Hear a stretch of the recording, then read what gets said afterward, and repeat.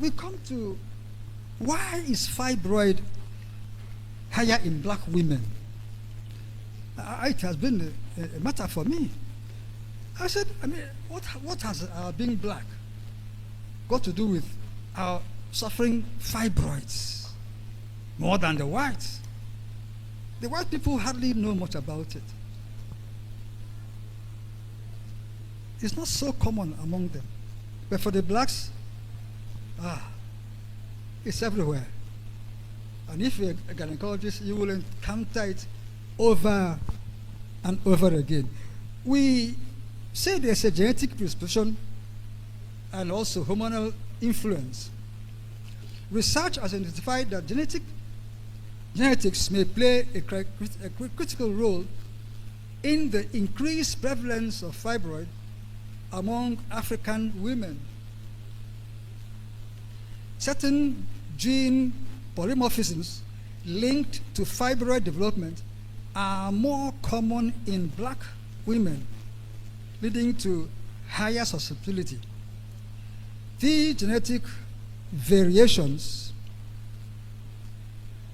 influence hormone receptors and pathways such as the estrogen synthesis pathway and the expression of gene-linked CYP17 and COMT, which affect estrogen metabolism.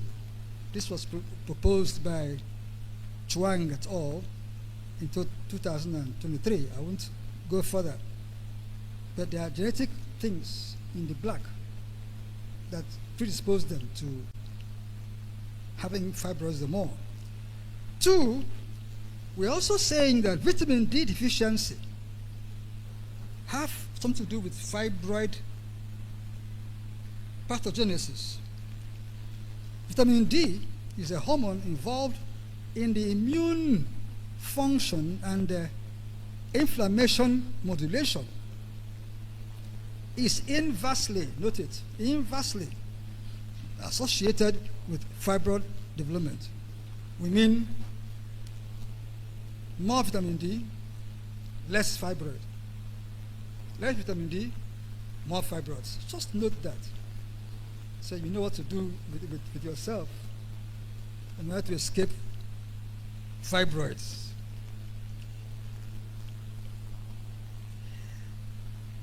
We say that black women, due to higher melanin levels, often face reduced synthesis of vitamin D. And once it's reduced, then there's more reason why fibroids should occur among them.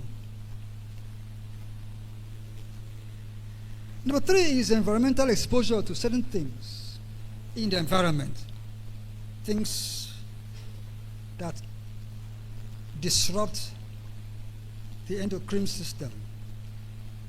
Phthalates and parabens commonly found in hair care products like relaxers and dyes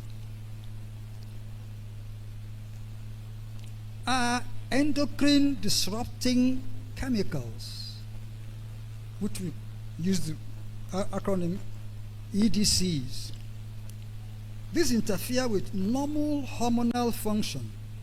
EDCs mimic or block natural hormones promoting fibroid development.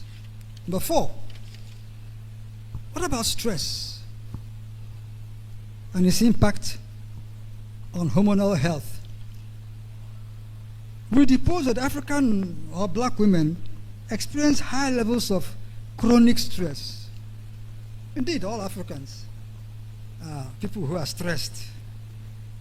I mean, you don't have water, you don't have electricity, these are stressing things. You're thinking about next meal. The money in your hand can't carry through. Can't pay school fees of one child. And so these stresses affecting Africans and African women, we think that these things give us raised cortisol levels. Cortisol has to do with stress, which can influence the growth of uterine fibroids. This is what Kester and all postulated in 2017. Now, there are 13 hidden triggers of fibroid and or infertility. 13. Now, let's take it one by one. Hair products, as I had said earlier, containing phthalates and parabens. These products that contain these things, they are hair care, used normally for women's health care, they're the ones who use it, are linked to hormonal imbalances, which may increase the risk of uterine fibroids and female infertility. These chemicals are commonly found, as I said, in hair relaxers, dyes, and sprays, which women liberally used. This was postulated by James Todd in 2021. We said this, you just be careful, how you use this stuff, hoping you don't get caught. Number 2, we think that cadmium, which occurs in cheap jewelry and clothing, exposure to them from wearing of low-quality jewelry and clothing has been associated with low reproductive ability. What does cadmium do? It exposes, the exposure is correlated with increased risk of fibroid development due to its impact on hormone regulation. Now, number 3, talc products. Talc products. Genital talc products, douching products, and such intimate care practices that involve exposure to chemical compounds linked to certain gynecological cancers. And this was postulated by Oginsinya and others in 2023. Research indicates that black women are an increased risk of developing fibroids because of their increased use of all these things to look beautiful and whatever else it is. And it could lead to fibroids, which on its own can lead to infertility or subfertility. Number 4, plastics, pesticides, and cosmetics, the ones containing DDE, phthalates, and PFAs. You see, they are endocrine disrupting chemicals, what we call EDC. Bisphenol, a BPA, and per and polyfluoroalkyl substances.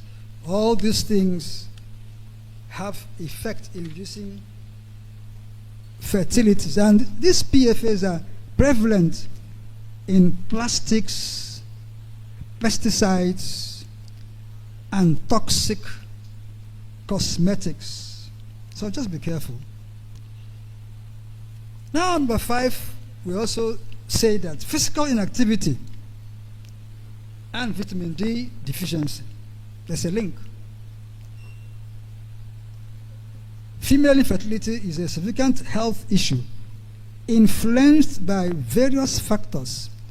And these factors include things like physical inactivity, vitamin D deficiency. Now, inactivity is another critical factor. That is, not being active, just being inactive. Inactivity leads to many things. It's a contributor to fail infertility. Sedentary lifestyles are associated with various health issues. which include obesity. They are inactive and they eat more. And this is associated with various health issues, which include obesity and metabolic disorders, which can adversely affect reproductive health. As we said earlier, chemicals exposure from processed food, packaging, and synthetic fabrics. Sometimes you get warnings about the kind of things you use in packaging things. Don't wrap your things with this, don't wrap with that kind of thing.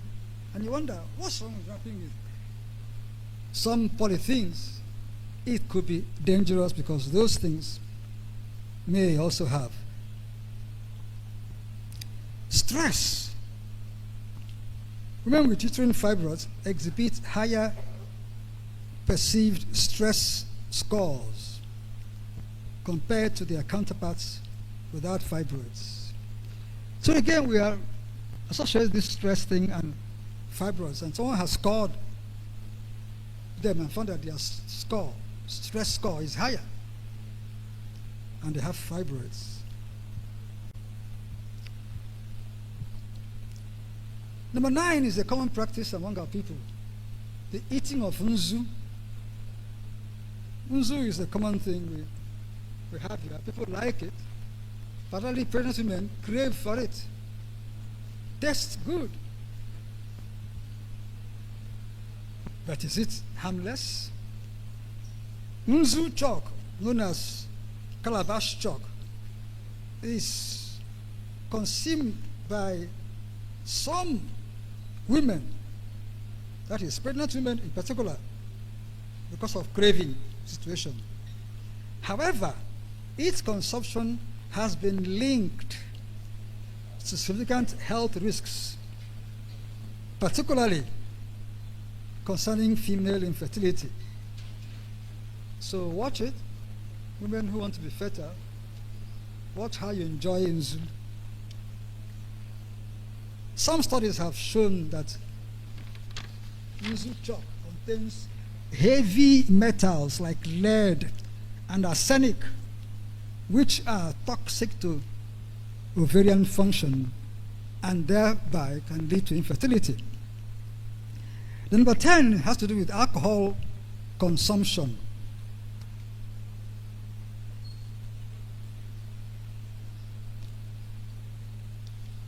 Alcohol, something we all know about. People who want to be fertile are warned to avoid it.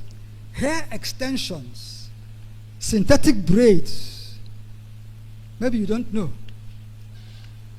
but wearing of extensions and synthetic braids may, I won't bother you with papers on that.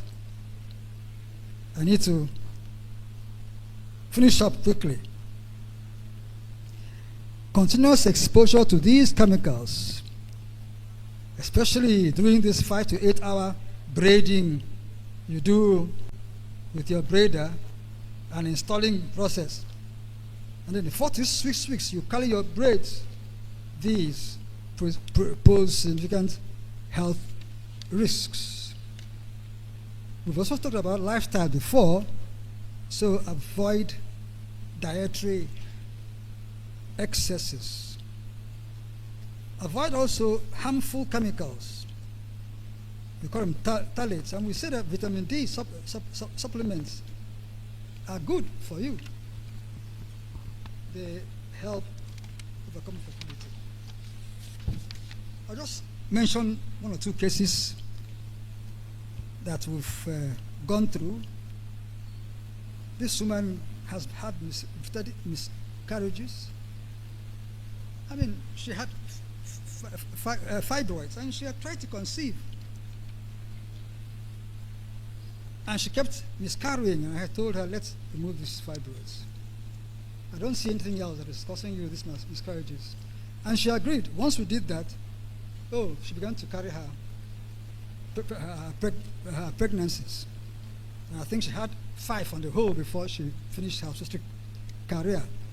Another interesting one had to do with a lady who had fibroids, who took off to UK to deal with it. married for 4 years, no child. The husband passed her to the US, to UK, this was UK.